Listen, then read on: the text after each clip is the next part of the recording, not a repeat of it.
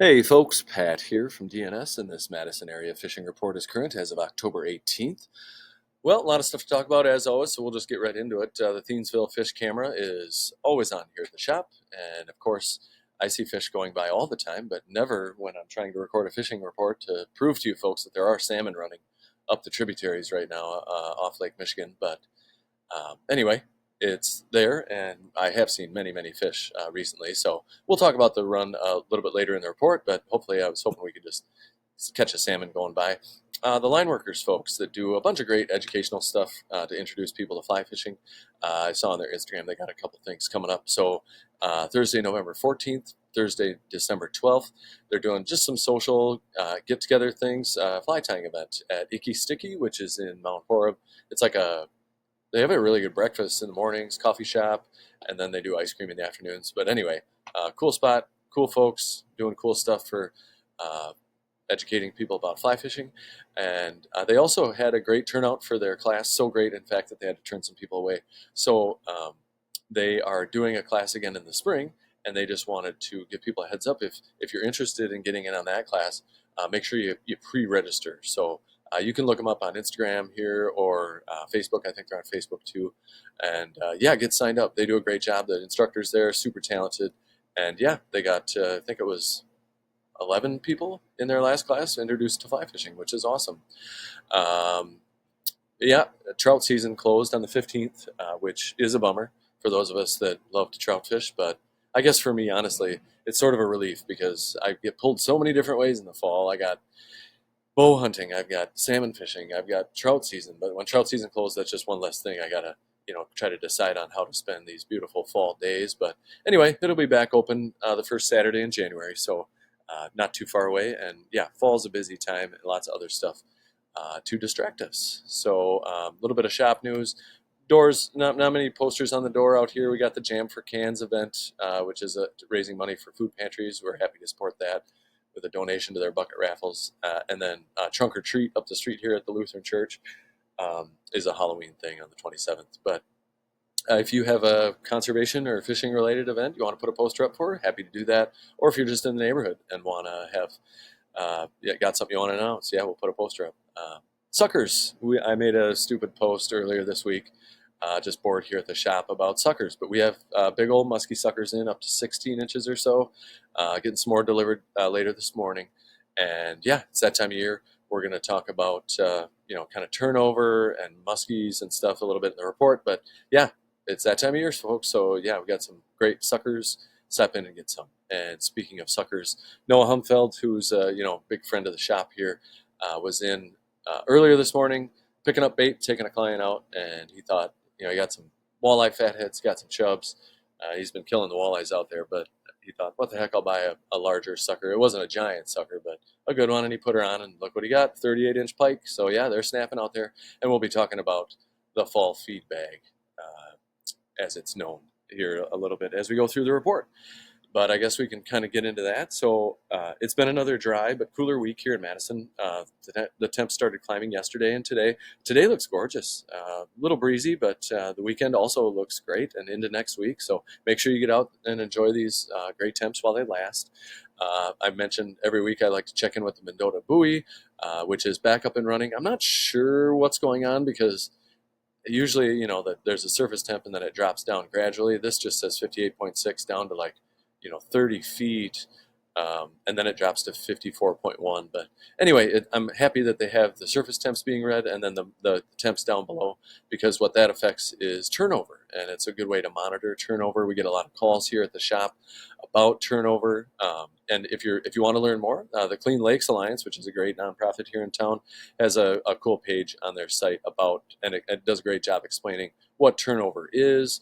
But essentially what it is here, like I can show on the graph, it's basically when the surface temps here get to be the same temps as the temps down below. So wherever the thermocline is, and when those get the same, then the water on the top becomes a little more dense and kind of mixes the entire lake, makes the lake kind of stinky and dirty for a couple days. But after that, that's when it's full game on fall fishing after that. So we'll try to keep you updated on that, and we'll talk about it a little bit more in the report.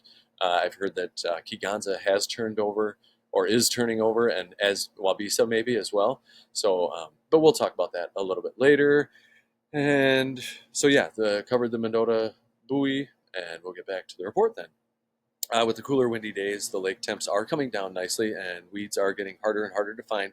But for the most part, the fall fish have their fall feed bag on, and Noah was in here this morning, and he's been doing really well on shoreline breaks near shallow flats. So look at a lake mat and find them. They're literally all over, but um, areas like Maple Bluff, Governor's Island, uh, Picnic Point, down near Tenney, basically all around the perimeter of Mendota. There, if you can find a steep break that's rocky next to like a shallow flat, you're probably gonna find some fish this time of year. Um, and but yeah, so that's kind of during this transition period. And like I said, when turnover happens, a lot of fish are up shallow and hungry a lot of times of the day, but especially at night. Uh, as far as panfish go, you can still use worms for those, but as far as game fish go, it's really a minnow bite now. So stop on in and get some great bait. We're fully stocked here. Um, Generally speaking, most of the fish are moving shallow, though. Mid-lake humps are good, but shallow shoreline breaks, like I said, especially anywhere you can find weeds, is where you're going to want to be. Bluegill action around town continues to be good, with most gills being found in 10 feet of water and much less at times. Anywhere you can find weeds, you'll likely find fish. The bluegill bite off the Monona Terrace wall continues to be good, but anywhere on the chain, small jig tipped with a piece of redworm, spike, or waxworm is really all you need for the gills. Crappies continue to be elusive, but are being found here and there on weed edges and near structure, no matter where you fish for crappies. Crappie-sized minnow-shaped plastic on a jig is a pretty safe bet for those fish. Otherwise, other than a very few reports, I still have not heard much in the way of perch around town. I've been hearing about some white bass chasing schools of bait fish around on Mendota and Monona. As far as bass go, largemouth are up shallow, but with the cooler water, that action is starting to slow down. Lots of things work for those fish, but no matter what you fish for them, you're going to want to slow your presentation down if you're targeting largemouth specifically. Smallmouth, on the other hand, are very active and are being found on rocky shoreline breaks in 10 to 15 feet of water mixed in with those walleyes I was talking about. But you can also find them much shallower. If you can find some weeds, great, but rocks are awesome. So, but like I said, walleyes are mixed in with the smallies on those breaks, and sometimes up shallow too. Walleye, fatheads, blacktail chubs, small suckers are all solid choices for those fish. Otherwise, paddletails, crankbaits, and jerkbaits have been working well during the day, but especially when those fish move up shallow at night to feed. And if you're casting for a fish at night, I always recommend throwing a lighted bobber near wherever you are, because then you got all your bases covered there. The musky bite has been good and will only improve as things cool down. And then once we hit turnover, which apparently we'll talk about a little bit more, Wabisa Kiganza has. That's when the feed bag for those fish really turns on, and those big suckers I talked about in the intro are great bait for those fish. Pike are plentiful around the chain, but that action has especially been picking up on Mendota as those fish bulk up for winter. As you can see, Noah got a beautiful 38, well, his client got a beautiful 38-inch pike out there today. Area rivers and streams are running at about their average seasonal levels for this time of year, but the tributaries to Lake Michigan have been running extremely low, and I'll talk about that later too. But we can get into a little more detail here. I was up, drove past Cherokee to check it out. I was actually super surprised to see no weeds on the surface, so those really died off quick. There were some lily pads, some dead lily pads poking up, but the mats of weeds that are up there in the summer are completely gone. I'm sure they're just submerged, but yeah, get up there and cast for some pike and bass. It's a good opportunity, especially if you're a shore angler. 113 Bridge, been kind of quiet down there. The water's been very clear lately, so we haven't had much rain. I don't know if that has anything to do with it, but usually a nice mixed bag of fish. And yeah, as things cool down, some walleyes move in there. It's a great time in the fall, but you could get white bass, pike, anything. Out on Lake Mendota, I haven't heard about catfish up there on 113 in a while, but those fish have moved out into Lake Mendota and are being caught pretty much everywhere around the chain. Hot spots that I've talked to people on have been Warner Breakwall and Tenney Breakwalls, and it sounds like Cutbait has been out fishing worms lately, and that's a typical change for fall catfish. Otherwise, bluegills have been the fishing for bluegills on Mendota has been exceptional. If you can find some weeds, that's great. You'll likely find some fish. I might find some perch mixed in there. But the bluegills have been being found up shallow, but also on mid-lake humps, mixed in with the walleyes. I've heard they've been moving a little deeper on the humps, so maybe out in 20 feet of water, or as deep as 20 feet of water. But fish the whole um, break wherever you're on a hump. So Dunn's Bar, Brearley Bar, Second Point. All those spots are great for walleyes right now, but there's also some nice gills out there. Perch on Lake Mendota have been a struggle. If you can find some weeds, great. Try there. I was talking to a guy who didn't have any rods on him because he was winterizing his boat, but he was over here on the west end in 30 feet of water, and he said he saw huge schools of fish that must be perch. I mean, the weeds are dying back. They're losing space there. They're starting to move out. They're headed towards deeper water. And 30 feet of water this time of year is a common depth to kind of find those fish. So I guess it's good to hear perch are out there. I just haven't heard about many people catching them. As far as white bass, I've been hearing about white bass still being found out in on Warner Bay with gulls when they chase those fish around. Gulls busting them on the shore and taking advantage of that, or on the surface taking advantage of that. Otherwise, yeah, like I said, pike are plentiful out there, as Noah proved this morning. But yeah, lots of them around, and they're hungry this time of year. But walleyes, also, I mentioned earlier, shoreline breaks, but they move shallow at night. Good at night, evening areas have been University Shoreline, Tenney Park, and Warner Park breakwalls are very popular spots. Governor's Island, too. You can check there. Tenney Park breakwall during the day provides a nice mixed bag of fish. Action below the lock and dam has been slow. Haven't heard much out of the lagoon, but there's a ton of tiny bluegills in there. Haven't heard much out of the river itself, but where it dumps in here to Lake Monona, I've been hearing about some good action down there, especially a lot of pike recently. But otherwise, on Monona itself, kind of the same deal out there. If you can find some weeds, you'll likely find some bluegills, or lots of bluegills, I should say. 10 feet of water or less for sure. But that being said, they are finding fish, getting fish still during the day off the Monona Terrace wall. I still haven't heard much in the way of crappies that usually are pretty thick over there in the fall. Not sure what's going on there. Otherwise, gills are starting to move in to Monona Bay, where they'll be all winter and provide great ice fishing for us. Lake Winger's got the weeds are also dying back there, so a lot more castable. The muskie bite over there has been pretty good. I haven't heard much in the way of bass and tons of tiny panfish in there. Panfish also moving into Turville and Weechawuk, formerly known as Squaw Bay, over here. And walleyes on Monona too. I've been hearing about some walleyes showing up on the John Nolan shoreline and off the Monona Terrace wall at night. Fish are being caught in pretty good numbers on the dredge hole out here in Upper Mud Lake. The weed flats that are out here are dying back, but that also kind of concentrates the bass, so that can make the fish easier to find up there. I haven't heard any specific reports, but that's usually what happens this time of year. Down on Lake Wabisa, haven't heard much in the way of muskies, but you got the north end of the lake here, usually provides some good panfish action, and the shallow flats can provide good bass action. Same thing down on the south end. I've been hearing about some good walleye action from, what do they call it? Goodland? That doesn't sound right. Anyway, down here on the southeast end of the lake, up to Bible Camp. That's Goodland Park. Rockford Heights, that's what I was trying to think of. Rockford Heights. Goodland Park is over here. And then up to Babcock. This whole shoreline's been good for walleyes, trolling the breaks out there. Down on Keeganza, and I guess we'll talk about turnover. Been hearing some reports of some murky water down here. Lake Keeganza is the smallest and shallowest of the, I believe the shallowest, of the lakes on the chain, and I heard murky water. And like I said in the intro with the buoy readouts, it wouldn't surprise me at all if Keeganza has turned over.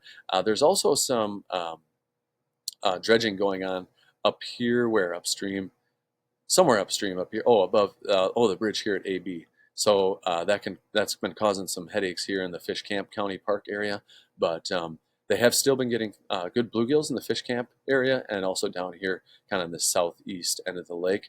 If you're looking for walleyes, I would look to the breaks out here off Keeganza, Lake Keeganza State Park. Koshkonong, the walleye action is picking up out there. I was on the Bait Box on the Rock Facebook page. They were posting about their fall brawl events that they host, and they had some nice walleyes they were catching out there.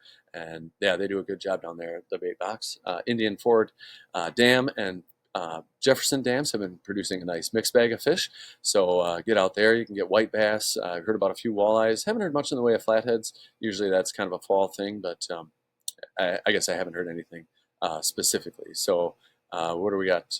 Devil's Lake. Where's Devil's Lake? Oh yeah, there she is. And Devil's Lake, the trout are going to start moving up shallow soon, as they do this time of year when they get ready to kind of. I don't know if they successfully spawn in there or not, but anyway, they pretend like they do, and they're fun to catch on the Wisconsin River. Water's low over there, but pretty seasonal actually. If you can find fish, or if you can find deep water, you're likely going to find bass. And then up here at the Prairie du Sac Dam as well. Nice mixed bag of fish in there. I've heard about some walleyes showing up, good white bass numbers. Lake Wisconsin walleye bite's been great. I've been hearing about great numbers of fish. Steady action. Size has been an issue. So, I've heard about guys catching dozens of fish, but only a few keepers. But the action out there has been great. Panfish in shallow bays on Lake Wisconsin. Some crappies and some perch, bluegills I've been hearing. A nice mixed bag in the way of panfish. And that's pretty much how it's going to go all the way up the river. Any of your flowages, Castle Rock Lake, Petenwell, are all the same. And the same thing with the dams. Just like Prairie du Sac Dam, you're going to find white bass, walleyes at the Wisconsin Dells Dam, Castle Rock Dam, Petenwell Dam. All those are good options. Over on the Mississippi, haven't heard much personally, but the internet says that they're catching good walleyes on wing dams with some smallmouth mixed in. Like I mentioned in the intro, the salmon are swimming up the tributaries over here. My son and I were over here. We had a skateboarding event in I'm sorry, not Mequon, Grafton. We were up here in Grafton, and so we started up there and worked our way down. We saw no fish up at Grafton. We saw no fish at Limekiln Park. We saw very few fish at Thiensville, despite all of my reports and fish cam evidence. We didn't see many in the river down here below the dam. I only saw one. I saw one fish caught. Otherwise, downriver there, down in like Clutch Park, they are getting fish. You got Clutch Park, you got Estabrook, all very popular spots. It's can be shoulder to shoulder here on the weekends, especially when the weather's nice. But I haven't seen a lot of fish in there. They can, of course, move now that the dam's out at Clutch. They can get all the way up to Thiensville, no problem, around Thiensville and up the river. So what we need is water. So I had the flows over here. So this is cubic feet per second on the USGS graph over here. Usually this time of year, I've been fishing the Milwaukee River many, many years. I'd say usually an average CFS, the cubic feet per second, is like 600 or 6 to 400, something like that. It's at 160 right now, so very, very low. And what we need is some more water to push some fish up. So anyway, if that happens, they will move in. But as far as other things go, I've some nice brown trout being caught out in the harbors. Those are going to start moving upstream too. They are fall spawners. Steelhead, I've seen a few caught in the rivers over there, but that action will only improve as things continue to cool down. Not much to talk about in the way of trout fishing because the season's closed. We do have, for our Happy Friday Fly Day event, going to talk about some salmon flies that I like to toss, just big meaty things. You can, kind of annoy the fish with these, swing them in front of their faces, and they will bite, despite what a lot of people think. Also, nymphs like this are super handy to help you get down there, and they will grab these as well. These will also catch your brown trout, cohos, steelhead. All of these flies actually will, but I like to run a heavy nymph with an egg pattern below it. So speaking of eggs, we have kind of your traditional haired eggs here in a good selection here at the shop. We also run beads. I like running these beads below I don't use bobber like this. This is more for the spinning gear side of things, but if you want to swing in the shop, we can point you in the right direction. This is, basically all you need for that action over in Milwaukee. That pretty much does it for the report. I appreciate you hanging in there, but we had a lot to talk about. Feel free to call the shop at 241-4225 if you want us to expand on anything I talked about here. And otherwise, post your catches and comments below. I appreciate you tuning in, and we will talk to you next week. Good luck out there.